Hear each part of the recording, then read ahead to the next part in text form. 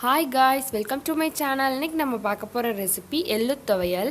இது எப்படி பண்ணுறதுன்னு பார்க்கலாம். தேவையான பொருட்கள் என்னென்னு பார்க்கலாம். எள்ளு, வரமிளகா, புளி, ஒரு பெரிய பல் பூண்டு, துருவின தேங்காய், உப்பு, தேவையான அளவு தண்ணி. வாங்க ரெசிபிக்குள்ளே போகலாம். ஒரு பேனை ஹீட் பண்ணிவிட்டு எள்ளை நல்லா வறுத்துக்கணும். எள்ளு நல்லா வெடிச்சு வரணும். ஒரு 2 நிமிஷத்துக்கு அப்புறம் எள்ளு நல்லா வெடிச்சு வந்துடும். இப்போ இதில் மிளகாய், வரமிளகாய், தேங்காய், புளி,